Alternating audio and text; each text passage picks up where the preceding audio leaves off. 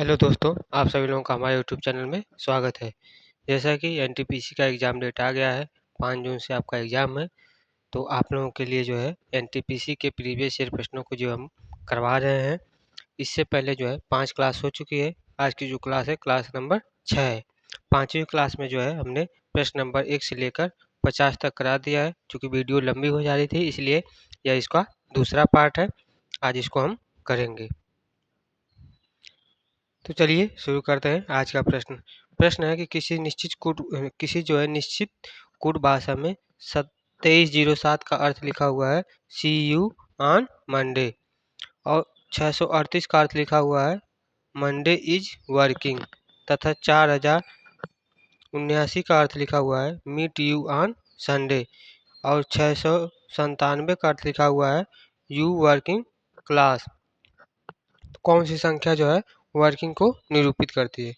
तो इसको सॉल्व करने के लिए देखिए, इस तरीके से हम एक सर्कल बना देंगे। 2307, 2307 को क्या कि 2 को जो है उसी तरीके से लिखा गया है सी, और 3 को लिखा गया है यू, 0 को लिखा गया है ऑन, 7 को लिखा गया है मंडे। इस प्रकार से सर्कल बनाते हुए करेंगे तो हमें किसका पूछा गया है? हमें वर्किंग का पूछा हुआ है। तो वर्किंग का देखिए क्या होगा, तो वर्किंग किसको निरूपित करेगा? तो वर्किंग 6 को निरूपित करेगा। तो सही आंसर हो जाएगा आपका ऑप्शन नंबर बी 6। अगला प्रश्न है प्रश्न नंबर 52। देखिए, ये जो भी हम प्रश्न करवा रहे हैं सभी के सभी जो है प्रश्न इंपॉर्टेंट है। इसका जो पहला पार्ट है वह क्लास नंबर 5 से अपलोड है, आप लोग जाकर देख लीजिए।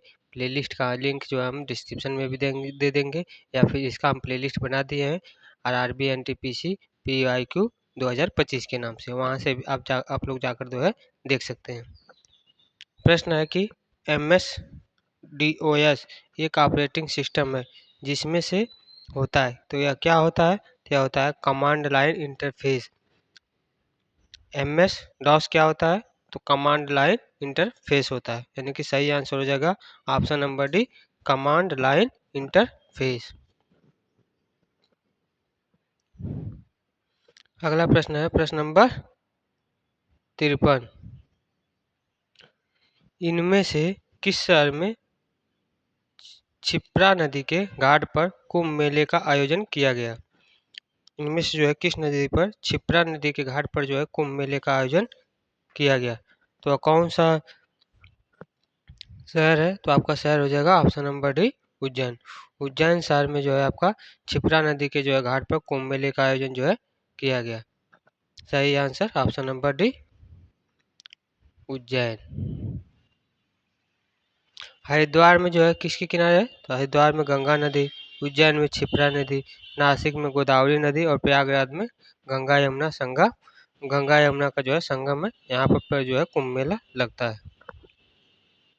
अगला प्रश्न है प्रश्न नंबर 54। प्रश्न है पहली सोशल मीडिया साइट कौन सी थी? पहली जो है सोशल मीडिया साइट कौन सी थी? तो वह थी 6 डिग्रीज। 6 डिग्रीज जो है पहली सोशल मीडिया साइट थी। सही आंसर हो जाएगा ऑप्शन नंबर बी, 6 डिग्री।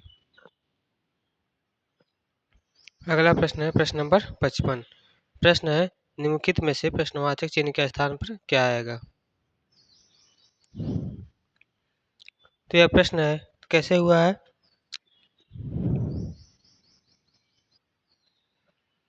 यहाँ पर देखिए कैसे किया हुआ। तो 1 का स्क्वायर क्या हो जाएगा? तो 1। फिर 1 का स्क्वायर क्या होगा? तो 1 होगा। सेम उसी प्रकार से यहाँ पर 2 का स्क्वायर क्या होगा? तो 4 हो जाएगा। और 4 का स्क्वायर क्या हो जाएगा? 16। सेम उसी प्रकार से यहाँ से 5 का स्क्वायर क्या होगा? 25। उसी प्रकार से 25 का स्क्वायर क्या होगा? तो 25 का स्क्वायर हो जाएगा आपका 625, यानी कि ऑप्शन नंबर बी जो है सही होगा।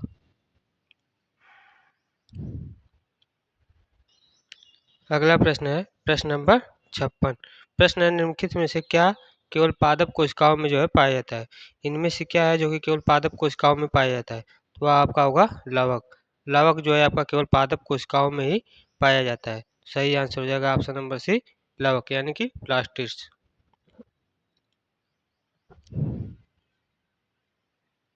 अगला प्रश्न है प्रश्न नंबर 57। प्रश्न नंबर 57 है विज्ञान एवं प्रौद्योगिकी विभाग द्वारा शुरू की गई उस योजना का जो है नाम बताइए जो कि विज्ञान और इंजीनियरिंग के प्रमुख क्षेत्रों में मूलभूत या फिर अनुपयुक्त विज्ञान के क्षेत्र में शोध कार्य में रहत रहत महिला रहत महिला मनोविज्ञान एवं तकनीकी वादों को जो है एक मंच प्रदान करती है। तो वह क्या होगी? तो आपका वह है वीमेन साइंटिस्ट स्कीम ए, इसका सही आंसर होगा, यानी कि ऑप्शन नंबर ए,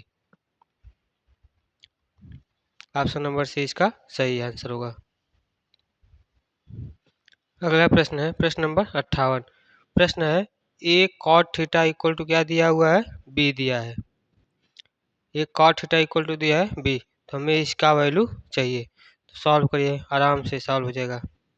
यहाँ से हमें क्या दिया हुआ है? एक cot theta equal to B दिया है, तो कॉट थीटा बराबर हो जाएगा बी बटे ए। यह इसकी वैल्यू हमें चाहिए, तो उपयुक्त समीकरण को जो है इसमें जो है टोटल में साइन थीटा से भाग देंगे। तो कॉस थीटा बटे यहाँ पर साइन थीटा हो जाएगा, तो आपका बी कॉट थीटा हो जाएगा, और यहाँ से साइन थीटा बटे साइन थीटा कट कर वो एक हो जाएगा। यहाँ से बी कॉट थीटा माइनस ए बटे बी कॉट थीटा प्लस ए हो जाएगा। कॉट थीटा को वैल्यू दी है बी बटे ए, तो इसको जब हम यहाँ पर रखकर सॉल्व करेंगे तो कॉट थीटा को वैल्यू बी बटे ए रखेंगे, तो इस प्रकार से सब सॉल्व करने पर आ जाएगा B square minus A square बटे B square plus A square. सही आंसर हो जाएगा आपका option number B, B square minus A square बटे B square plus A square. अगला प्रश्न है प्रश्न नंबर 59। प्रश्न है कौन सा संगठन कोलकाता में स्थित अपने मुख्यालय और 16 क्षेत्रीय स्टेशनों के साथ भारत के प्राणी संसाधनों के जो सर्वेक्षण के लिए जिम्मेदार है? तो वह कौन सा संगठन है? तो आपका संगठन है zoological survey of India. Zoological survey of India इस प्रश्न का सही आंसर होगा। अगला प्रश्न है प्रश्न नंबर 60। प्रश्न है करंट अफेयर एक सवाल है, बजट 2019 में भारत सरकार के द्वारा घोषित उस योजना का जो है नाम बताइए जिसके तहत छोटे एवं सीमांत कृषकों को 6,000 रुपये प्रति वर्ष की जो है गारंटी शुदा आय प्रदान की जाएगी। तो वह कौन सी स्कीम थी? तो वह स्कीम है प्रधानमंत्री किसान सम्मान निधि योजना। प्रधानमंत्री किसान सम्मान निधि योजना के तहत जो है 6,000 रुपये जो है प्रदान की जाएगी। अगला प्रश्न है प्रश्न नंबर 61। प्रश्न है 63, 36 और x का जो है लघुत्तम समापवर्तक यानी कि एलसीएम दिया है कितना? 252। निम्नलिखित में कौन सा विकल्प x का जो है मान नहीं हो सकता? तो इसमें से कौन सा जो है x का मान नहीं हो सकता? तो इसको हम चेक कर लेते हैं। अगर ये सभी सभी एलसीएम है तो इन सभी के सभी इसमें जो है डिवाइड हो जाएगा, तो यानी कि x की वैल्यू भी डिवाइड हो जाएगी। तो 252 में पहले 56 से डिवाइड करेंगे तो आ जाएगा 4.5, फिर 256 में 42 डिवाइड करेंगे तो आएगा 6, फिर 256 में 14 से डिवाइड करेंगे तो आएगा 48, और 256 में 28 डिवाइड करेंगे तो आएगा 9। तो इसमें आपका कौन सा है? 56 से जो है डिवाइड करने पर यह डेसिमल में आ रहा है, यानी कि यह जो है इसका एलसीएम नहीं हो सकता। सही आंसर क्या हो जाएगा? ऑप्शन नंबर ए 56। 56 जो है 252 का 56 56 को अगर यहाँ पर एक्स की वैल्यू हम लिख देते हैं तो इन सभी का एलसीएम 252 नहीं हो सकता। अगला प्रश्न है प्रश्न नंबर 62। प्रश्न है इनमें से किस युद्ध ने भारत में ब्रिटिश उपनिवेशवाद की जो है नींव रखी है? तो उपनिवेशवाद की जो नींव जो है किसने रखी है? तो इसका सही आंसर हो जाएगा प्लासी का युद्ध। प्लासी का युद्ध जो है उपनिवेशवाद की जो है नींव रखी है। सही आंसर हो जाएगा ऑप्शन नंबर बी, प्लासी का युद्ध। अगला प्रश्न है प्रश्न नंबर 63। प्रश्न है रजनी की घड़ी के अनुसार इस समय 5:45 हुए हैं।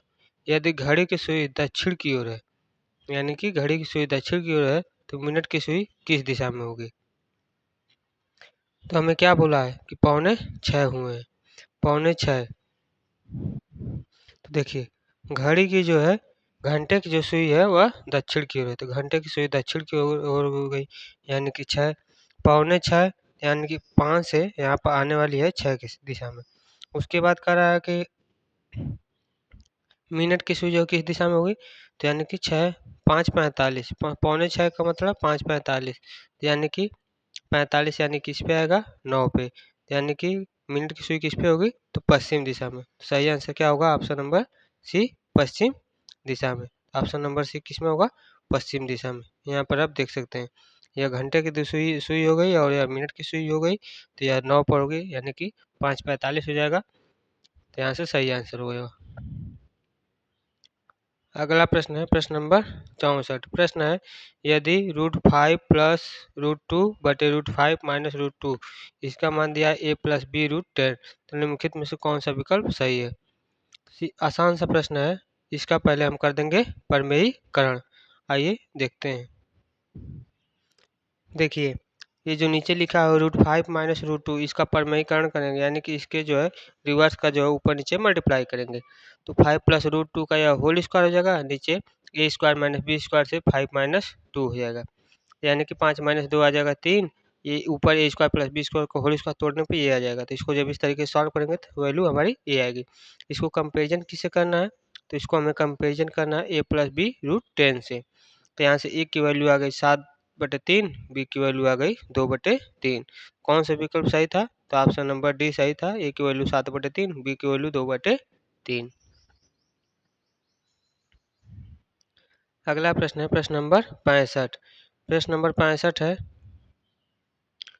शक संवत पर आधारित भारत के राष्ट्रीय कैलेंडर के अनुसार पहले महीने का जो है नाम क्या है, जिसे 22 मार्च 1957 को ग्रेगोरियन कैलेंडर के साथ साथ आधिकारिक प्रायोजन के लिए अंगीकृत किया गया था। तो वह कौन सा, तो चैत में। चैत संवत में जो है आधारित पर भारतीय राष्ट्रीय कैलेंडर था, जिसको ग्रेगोरियन कैलेंडर के साथ साथ आधिकारिक प्रायोजन के लिए जो है अंगीकृत किया गया था। सही आंसर क्या हो जाएगा, चैत। अगला प्रश्न है प्रश्न नंबर 66।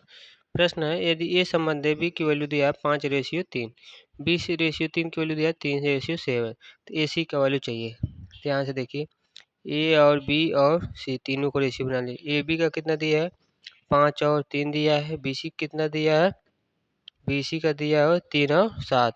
सीधा सीधा ए और सी का रेशियो हो जाएगा 5:7, यानी कि 5/7। सही आंसर क्या हो जाएगा, ऑप्शन नंबर ए, 5/7। अगला प्रश्न है प्रश्न नंबर 67। प्रश्न है, इंटरक्रॉपिंग यानी कि अंतर फसल प्रक्रिया इनमें से किसे दर्शाती है। इंटरक्रॉपिंग यानी कि अंतर फसल प्रक्रिया जो है इनमें से किसको दर्शाती है, तो इसका सही आंसर हो जाएगा, पास पास दो या दो से अधिक फसल, जब अधिक फसलें जो है उगाना हो तो उसको इंटरक्रॉपिंग फसल कहते हैं, यानी कि सही आंसर होगा ऑप्शन नंबर सी। यहाँ देखिए, अंतर फसल प्रक्रिया यानी कि इंटरक्रॉपिंग फसल क्या है, तो यह एक प्रकार की खेत में पास पास दो या दो से अधिक फसलों की जो है खेती होती है, इसको जो है हम इंटरक्रॉपिंग फसल कहते हैं।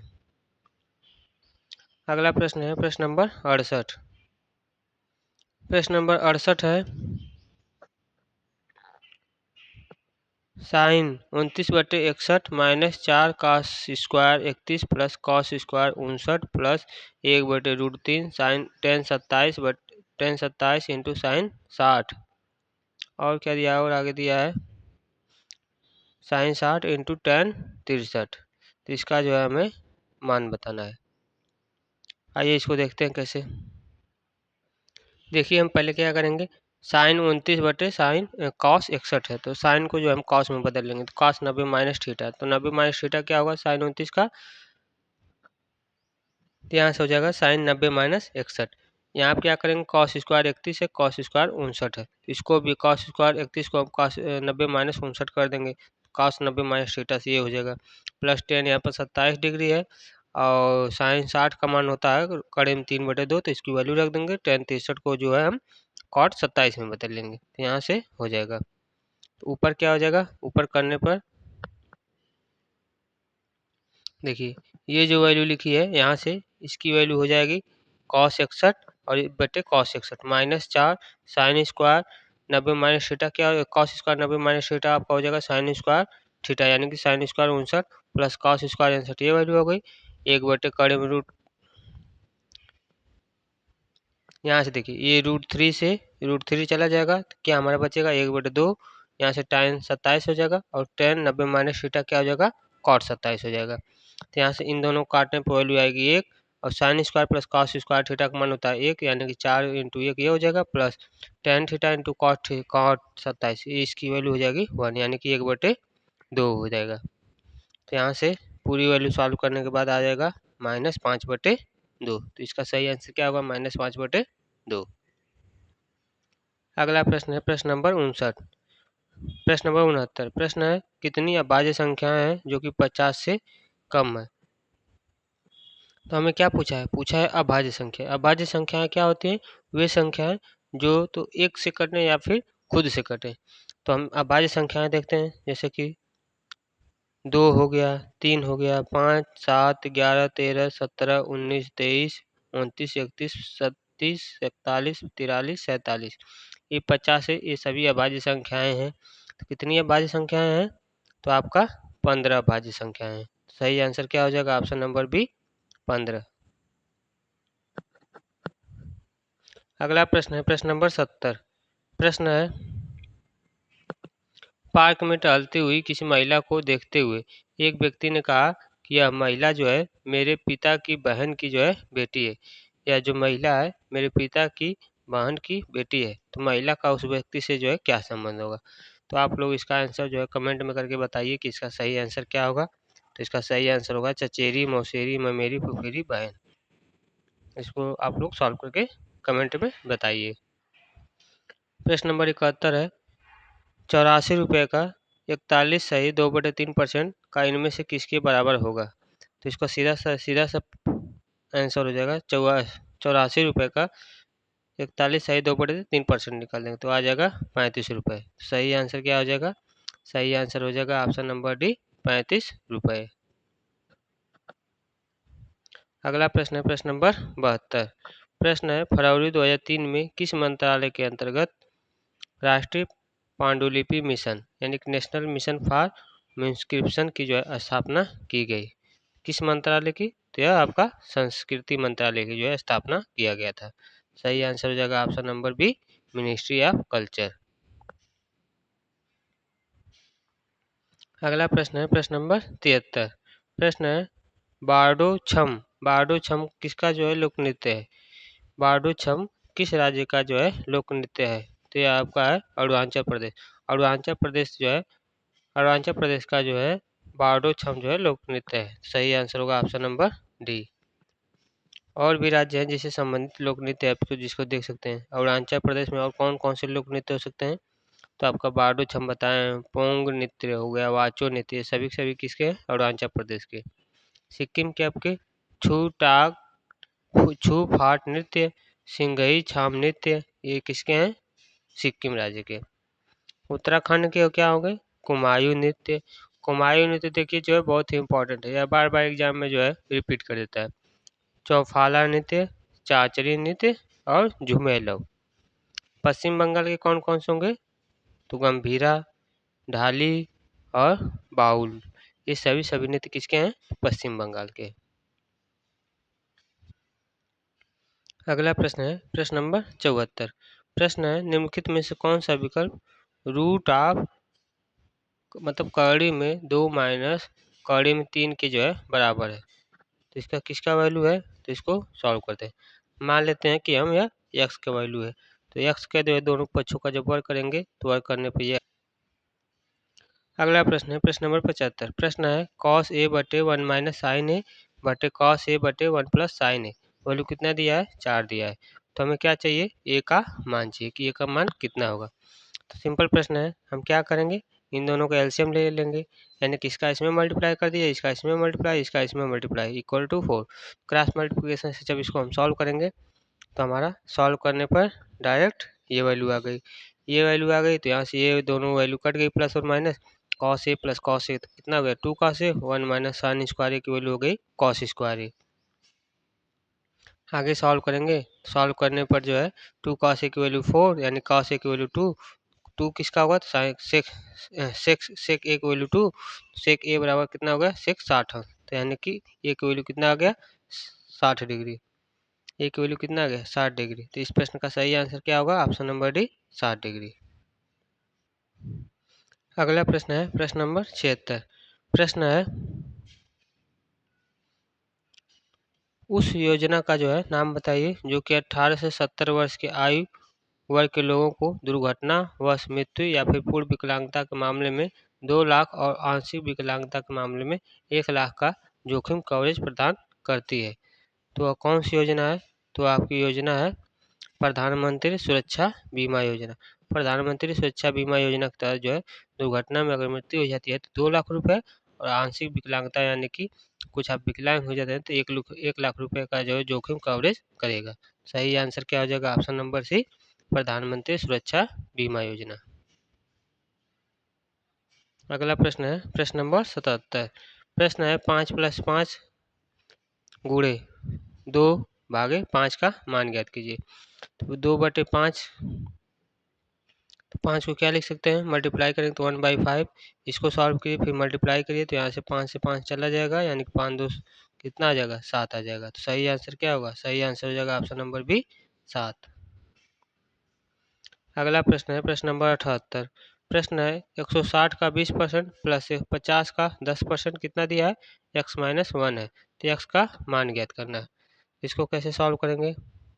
160 का 20% यानी कि 160 गुणे 20/100 हो जाएगा, प्लस 50 का 10% तो 50 गुणे 10/50 100 हो जाएगा, x-1।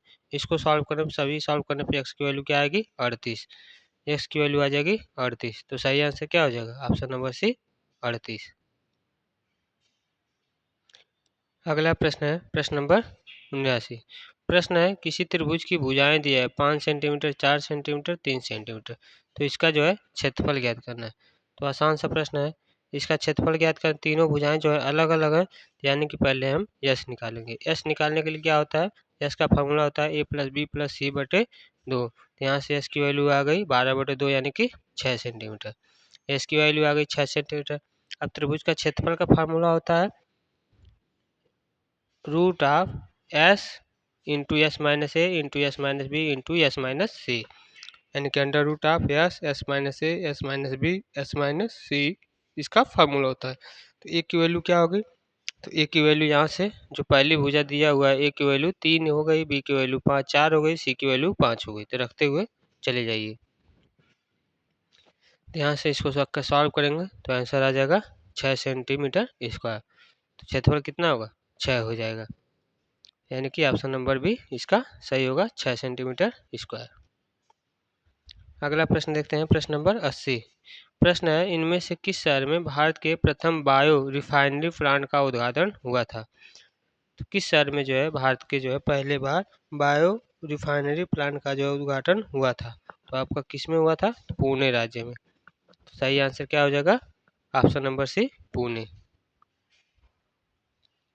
अगला प्रश्न है प्रश्न नंबर 81। प्रश्न है यदि ए संबंधी बी का मान 2.7 दिया है, 2a प्लस 3a+2b संबंधी 5a-2b का जो है मान ज्ञात करना है। तो आसान है। तो 3a, ए की वैल्यू कितना दिया है? 2, 3 दूनी कितना जगह? 3 दूना 6 हो जाएगा, प्लस बी की वैल्यू दिया है 7, तो 7 दूना 14, तो 16 4 20।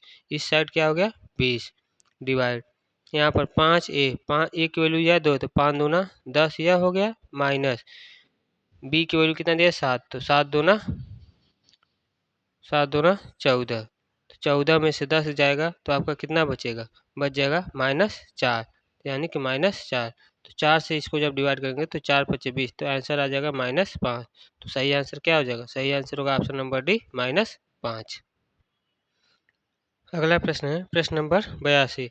प्रश्न है वायु के संपर्क में आने के कुछ समय के बाद चांदी के जो है गहने काले पड़ जाते हैं, ऐसा क्यों होता है? क्योंकि मतलब ऐसा क्यों होता है? तो वायु के संपर्क में आने के बाद कुछ समय के बाद जो है चांदी के जो गहने हैं वह काले पड़ जाते हैं। तो ऐसा क्यों होता है? तो ऐसा होता है आपका चांदी जो है वायु के मौजूद सल्फर के साथ जो है क्रिया करके सिल्वर सल्फाइड बना लेती है, इस कारण से जो है उसके रंग काले पड़ जाते हैं। सही आंसर क्या होगा? Option number C. अगला प्रश्न है प्रश्न नंबर 83। यह जो है कथन और निष्कर्ष का सवाल है, जिसमें आपका कथन दिया हुआ है पुस्तक पी केवल 2001 से लेकर 2015 के दौरान भारत की जो जनसंख्या और उससे संबंधित समस्याओं पर जो है जोर देती है। इससे निष्कर्ष क्या है कि भारत में बढ़ती जनसंख्या सबसे बड़ी समस्या है। और दूसरा है कि यह पुस्तक एकमात्र पुस्तक है जो कि भारत में जनसंख्या की समस्या से जो है संबंधित है। तो कौन सा कथन निष्कर्ष सही होगा, कौन सा नहीं? तो इसमें से ऑप्शन नंबर डी सही होगा। न ही पहला निष्कर्ष सही है, न ही दूसरा जो है निष्कर्ष पालन करता है। अगला प्रश्न है प्रश्न नंबर 84। प्रश्न है 5/16 और उसके व्युत्क्रम के बीच धनात्मक अंतर कितना है? सॉल्व करिए। 5/16, 5/16 का व्युत्क्रम हो जाएगा 16/5। इन दोनों का जो है अंतर क्या पूछा था? अंतर पूछा था। हाँ, अंतर कितना है? इन दोनों का अंतर करेंगे तो इस प्रकार से सॉल्व करने पर आ जाएगा -231/80। तो इसमें धनात्मक अंतर कितना है? तो इसका पॉजिटिव लेंगे यानी कि 2 सही 71/80। तो सही के आंसर क्या हो जाएगा? 2 सही 71/80 यानी कि ऑप्शन नंबर डी सही होगा। अगला प्रश्न है प्रश्न नंबर 85। प्रश्न है 3/1 -2 + 3 का मान ज्ञात कीजिए। तो 3 में 1 से पहले भाग करेंगे तो 3/1 यानी कि 3 ही आ जाएगा, -2 + 3 यानी कि 3 3 6, 6 में से 2 जाएगा तो कितना बचेगा? 4 बचेगा। सही आंसर क्या हो जाएगा? ऑप्शन नंबर ए 4। यह देखिए पाई और चार्ट का सवाल है। तो पाई और चार्ट को जो है आप लोग खुद से कर लीजिएगा क्योंकि इसमें जो है बार बार आपको देखना पड़ता है, तो यहाँ से हो नहीं पाएगा। आप लोग देख सकते हैं पाई का यहाँ पे जो चार्ट दिया हुआ है, चार्ट आप देख सकते हैं।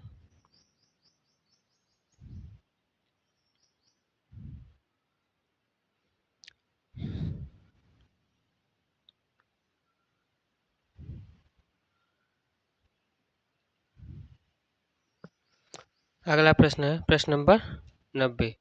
प्रश्न है एक फोटो की ओर जो है इशारा करते हुए जॉन ने जो है कहा, वह मेरी माँ की बहन के पति की इकलौती नातिन है। तो इस फोटो वाले व्यक्ति का जॉन से जो है क्या संबंध होगा? तो ये फोटो की ओर इशारा करते हुए जॉन ने कहा कि वह मेरी माँ की बहन के पति, देखिए वह मेरी माँ के बहन की पति के जो है इकलौते नातिन है। तो इसको आप लोग कमेंट में बताइए कि इसका आंसर क्या होगा। फिलहाल में इसका आंसर हो जाएगा भतीजी होगी या फिर भांजी होगी, यानी कि सही आंसर होगा ऑप्शन नंबर डी। अगला प्रश्न है प्रश्न नंबर 91। प्रश्न है कि जो नीचे दी गई श्रेणी में है इस रिक्त वाले स्थान पर क्या आएगा? तो हम यहाँ पर चेक करेंगे 96 से जो है 86 कैसे हुआ है? 10 घटाया हुआ है। फिर 106 से जो है उसके बाद 106 से आपका 106 यहाँ पर 106 से 106 यहाँ पर आ गया है, 2 अंक छोड़ के। फिर 106 से 106 यहाँ पर आ गया है। यहाँ उसके बाद 56 से घटा है 10, 46 हो गया है। उसी प्रकार यहाँ 76 से 10 घटेगा तो कितना आ जाएगा? 66 आ जाएगा। सही आंसर क्या हो जाएगा? ऑप्शन नंबर ए 66। यह डायग्राम दिखाया गया है जिसमें उन छात्रों की संख्या को दर्शाया गया जो विभिन्न भाषा बोल सकते हैं, यानी कि हिंदी जो बोल सकते हैं इससे, मराठी इससे, इंग्लिश ट्रायंगल से, उर्दू इससे और फ्रेंच सर्कल से। अब प्रश्न क्या है? प्रश्न है कि कितने छात्र फ्रेंच बोल सकते हैं? ऐसे कितने छात्र हैं जो कि फ्रेंच बोल सकते हैं? तो फ्रेंच के लिए क्या है? सर्कल है। तो सर्कल में कितने हैं? सर्कल में 4 है और 3 है, यानी कि कितना जगह? 7। इस पूरे सर्कल में देखिए सर्कल में एक यह 4 है और यह 3 है। टोटल कितने हैं? 7 हैं। तो फ्रेंच बोलने वाले की संख्या कितनी हो गई? 7, यानी कि ऑप्शन नंबर बी सही होगा। अगला प्रश्न है कोई दुकानदार है जो कि बर्गर और सैंडविच दोनों बेचता है। कुछ ग्राहक केवल बर्गर पसंद करते हैं और कुछ ग्राहक केवल सैंडविच पसंद करते हैं। कुछ ग्राहक ऐसे हैं जो न तो बर्गर लेना चाहते हैं और न ही सैंडविच लेना चाहते हैं। बाकी ग्राहक बर्गर और सैंडविच दोनों पसंद करते हैं। तो निम्नलिखित में से कौन सा वेन आरेख इन स्थितियों को सही तौर पर निरूपित करेगा? तो इसमें से आपका सही निरूपित करेगा option number C. Option number C इसका सही आंसर हो जाएगा। कैसे? कैसे? तो इसमें देखिए केवल बर्गर लेने वाले यह हो गए, केवल सैंडविच लेने वाले वह यह हो गए। यह जो हो गए बर्गर भी ले रहे हैं और सैंडविच भी ले रहे हैं, और इसमें यह क्या हो गया? यह न तो बर्गर को पसंद करते हैं न ही सैंडविच को पसंद करते हैं। अगला प्रश्न है प्रश्न नंबर 94। प्रश्न है ए और बी की जगह पर जो है क्या आएगा। तो इसको सॉल्व करते हैं।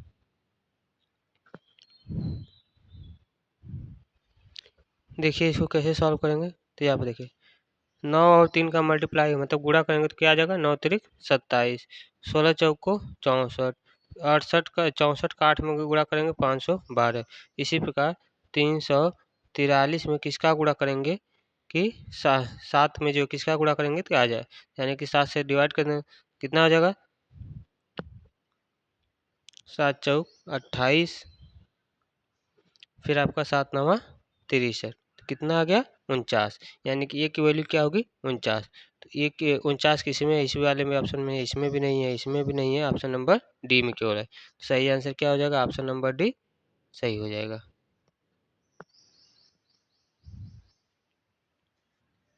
अगला प्रश्न है प्रश्न नंबर 95। प्रश्न है 4 संख्याएं सूचीबद्ध क्रम में दी गई हैं, इनमें से 3 किसी प्रकार से संगत हैं और एक असंगत है, तो असंगत का चयन करना है। तो इसमें देखिए 118, 146, 182 और 226 दी गई संख्याओं में 182 जो है केवल ऐसी संख्या है जो कि अभाज्य है, जो कि 13 से पूर्णतः विभाजित हो जाती है, अतः 182 चारों संख्याओं में असंगत है। सही आंसर क्या होगा, ऑप्शन नंबर बी 182। अगला प्रश्न है प्रश्न नंबर 96। प्रश्न है चार संगीतज्ञ वाद्य यंत्र सूचीबद्ध किए गए हैं, इनमें से 3 किसी तरह के संगत हैं, असंगत का जो है चयन करना है। इसमें वायलिन, सितार, गिटार और पियानो है। तो इसका सही आंसर क्या हो जाएगा, तो इसमें ए, बी और सी तीनों संगत हैं, जबकि डी असंगत है, क्योंकि पियानो जो एक विद्युतीय यंत्र है, जो आपका पियानो है विद्युतीय यंत्र है, तो इसलिए यह असंगत है। तो सही आंसर क्या होगा, ऑप्शन नंबर डी पियानो। अगला प्रश्न है प्रश्न नंबर 97। प्रश्न है प्रश्नवाचक चिन्ह के स्थान पर क्या आएगा। तो यहाँ पे देखिए 58 प्लस 62 प्लस 23 प्लस क्या जोड़ें कि हमारा 196 आ जाए। तो इसको देखिए कैसे दिखाया गया है। 58 प्लस 62 प्लस 23, इसमें क्या जोड़ेंगे, 53 जोड़ेंगे तो 196 आ जाएगा। तो यहाँ पर हमारा 5 दिया हुआ है, तो यहाँ पर 53 बनाने के लिए क्या लिखेंगे, 3 लिखेंगे। तो सही आंसर क्या हो जाएगा, ऑप्शन नंबर डी 3 होगा। अगला प्रश्न है प्रश्न नंबर 98। प्रश्न है प्रश्नवाचक चिन्ह के स्थान पर क्या आएगा। तो यहाँ पर देखिए ए की वैल्यू होती है 1, वाई की वैल्यू होती है 25, तो 25 प्लस 1 कितना आएगा 26। पी की वैल्यू होती है 16, जे की वैल्यू होती है 10, तो 16 10 कितना हो जाएगा 26। यू की वैल्यू होती है 21, ई की वैल्यू होती है 5, तो 21 और 5 कितना आ जाएगा 26। तो 26 पे क्या होता है, जेड होता है। तो सही आंसर क्या होगा, ऑप्शन नंबर बी जेड। अगला प्रश्न है प्रश्न नंबर 99। प्रश्न है कि किसी निश्चित कुट भाषा में ट्री को S Q double D D लिखा जाता है, तो C U S H I N cousin को जो है कैसे लिखा जाएगा। तो इसको आइए दिखाते हैं। ट्री को क्या लिखा गया है, यस क्यू डी डी, यानी कि 20 में से एक गया है 19, 18 में से एक गया है 17, 5 में से एक गया है 4, 5 में से एक गया है 4। उसी प्रकार कजन, यानी कि 3 में से एक जाएगा तो 2, बी किस में है तो बी इसमें नहीं है। उसके बाद यू को मतलब 21, 21 में से एक जगह 20, 20 पे क्या होगा टी, तो टी किस में है, इसमें नहीं है, इसमें है। उसके बाद यस में से एक जगह तो आर, एच में से एक जगह तो जी, जी किस में है तो सभी में। उसके बाद आई में से एक जगह तो एच, एच जो किस में नहीं है, इसमें नहीं है, तो यानी किस में है तो ऑप्शन नंबर ए में है। सही आंसर क्या हो जाएगा, ऑप्शन नंबर ए। आज का लास्ट प्रश्न है। प्रश्न है जानी और जेनी उत्तर की ओर मुख किए हुए एक बिंदु पर खड़े हैं। जान सुबह जेनी से अलग होकर 15 मिनट में 3 किलोमीटर पश्चिम की ओर चला। उसके बाद वह 25 मिनट में 4 किलोमीटर दक्षिण की ओर चला। जान से मिलने के लिए जेनी की न्यूनतम कितनी दूरी तय करनी होगी। तो इस प्रकार से फिगर बनेगा और इसका सही आंसर आ जाएगा आपका 5 किलोमीटर। तो सही आंसर क्या होगा, सही आंसर होगा 5 किलोमीटर। कैसे होगा आप लोग कमेंट में करके बताइए। ऑप्शन नंबर इसका सही होगा 5 किलोमीटर। तो आज का जो यह प्रश्न था और आज का जो यह पेपर हुआ था वह समाप्त होता है। अगर आप लोगों को कोई डाउट हो या कुछ पूछना हो तो आप लोग कमेंट कर कर पूछ सकते हैं, आप लोगों को जो है जवाब ज़रूर मिलेगा। और डेली बेसिस पे आप जो है यहाँ पर इस यूट्यूब चैनल पर बने रहा करिए, क्योंकि इस पर जो है प्रीवियस ईयर प्रश्नों का जो है सलूशन करवाया जाता है। अब अगला जो पेपर है उसको हम अगले वीडियो में कराएंगे। तब तक के लिए जय हिंद, जय भारत।